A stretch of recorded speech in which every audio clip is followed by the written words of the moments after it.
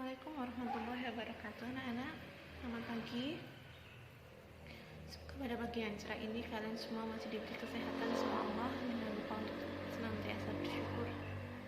Pada pagi yang cerah ini, Ibu akan menerangkan terkait tematik PB 4, tema 4 dan subtema 3, serta tentang bahasa daerah. Namun nanti ada 2 video ya, sehingga Ibu jeda supaya kalian tidak terlalu banyak untuk mendownloadnya.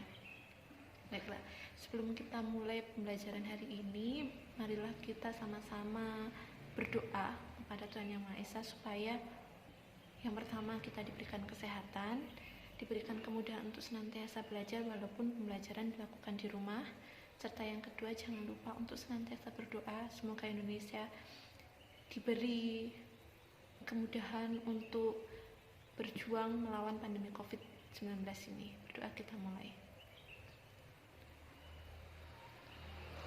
Doa selesai. Nah, baiklah anak-anak, pada tema 4, subtema 3, pembelajaran 4, kita akan menemui tentang pembahasan terkait teks eksplanasi.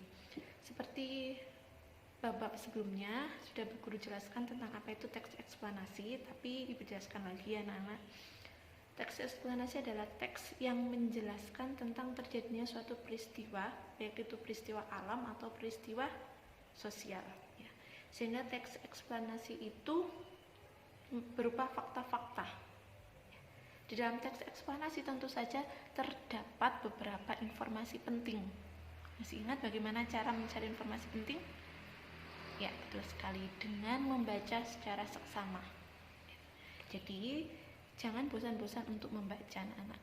Nah, untuk membuat sebuah teks eksplanasi, kita bukan lagi membaca ya anak, tapi membuat teks eksplanasi. Maka, kita harus menggunakan kalimat efektif. Masih ingat anak-anak terkait kalimat efektif?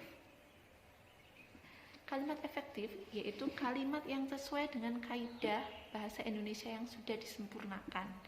Baik itu penggunaan kosakatanya, ejaannya, maupun tanda bacanya. Jadi kalimat efektif itu jika bahasanya benar, kosakatanya benar, dan ejaannya juga benar, kemudian menggunakan kata-kata baku serta tanda bacanya betul. Tanda bacanya betul. Nah, itu adalah kalimat efektif. Nah, bagaimana Bu jika tanda bacanya salah, kemudian ejaannya saja yang salah, berarti itu bukan termasuk kalimat yang efektif. Nah, kalimat efektif itu sendiri memiliki ciri-ciri anak-anak. Yang pertama, kalimat itu mudah untuk dipahami. Jadi ketika kita membaca sebuah kalimat, kemudian kita mudah memahami kalimat tersebut tanpa kita harus mengernyitkan dahi, tanpa kita harus berpikir keras, maka kalimat itu dinamakan dengan kalimat yang efektif.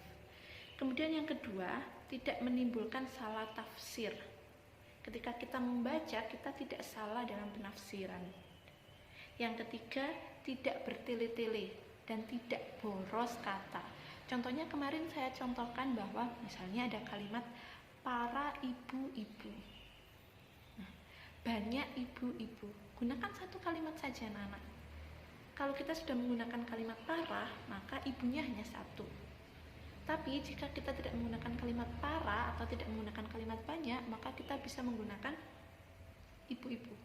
Nah, tapi ketika kita menggabungkan 2 kalimat tersebut, para ibu-ibu atau banyak ibu-ibu, maka kalimat tersebut merupakan kalimat yang tidak efektif karena boros.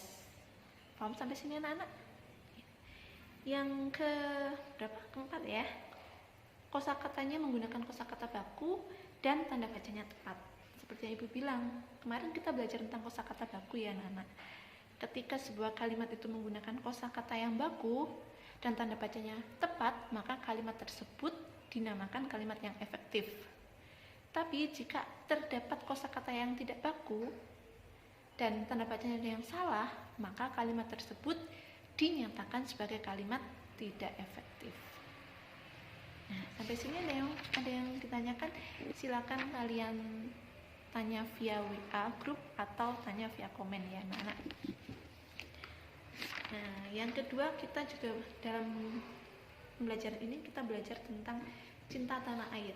Masih ingat apa yang nama lain dari cinta tanah air? Ya, betul. Nasionalisme. Kenapa kita harus mempunyai jiwa nasionalisme, anak-anak? Dalam era globalisasi saat ini, jiwa nasionalisme sangat dibutuhkan oleh kita. Karena saat ini para generasi muda sudah mengalami degradasi moral, degradasi banyak sekali ya, kultur budayanya sudah sangat-sangat menurun, sehingga mereka sangat minim akan jiwa nasionalismenya. Sehingga apa yang terjadi? Jika jiwa nasionalisme itu menurun, maka Indonesia akan sangat mudah dijajah oleh negara lain. Maka sangatlah penting untuk memiliki jiwa nasionalisme. Contoh nasionalisme yang bisa kita lakukan sebagai seorang pelajar adalah mencintai produk dalam negeri, anak-anak. Seperti bab sebelumnya, gunakanlah produk-produk dalam negeri. Belilah produk-produk dalam negeri. Nah, jika kalian menggunakan produk dalam negeri, membeli produk dalam negeri, otomatis produk-produk tersebut akan laku terjual di pasaran. Sehingga devisa negara akan naik. Nah, ketika negara memiliki devisa yang banyak, otomatis digunakan untuk kesejahteraan rakyatnya sendiri. Jadi, jangan bosan-bosan untuk menggunakan produk dalam negeri. Batik Indonesia terkenal loh anak-anak di negara lain. Kenapa kita orang Indonesia tidak mau menggunakan batik? Kemudian cara lain yaitu dengan mempelajari budaya-budaya nasional, budaya-budaya daerah. Dengan mempelajari budaya-budaya daerah, budaya-budaya nasional kita sendiri, maka kita ikut serta menjaga kebudayaan yang ada di Indonesia. Sayangnya saat ini anak-anak muda suka sekali dengan K-pop dan sebagainya ya. Tidak lagi tertarik dengan tarian daerah dan sebagainya. Maka itu yang harus diluruskan. Ayo, kita selaku para penerus bangsa harusnya mencintai kebudayaan nasional. Nah, anak-anak, baiklah, itu tadi terkait pembelajaran tematik. Untuk pembelajaran yang kedua, Ibu akan memberikan video lanjutan yaitu tentang bahasa Jawa. Baiklah anak-anak, cukup sekian pembelajaran tematik hari ini. Ibu harap kalian bisa paham. Jangan lupa semangat dalam belajar, senantiasa berdoa. Dan terima kasih atas perhatiannya. Wassalamualaikum warahmatullahi wabarakatuh.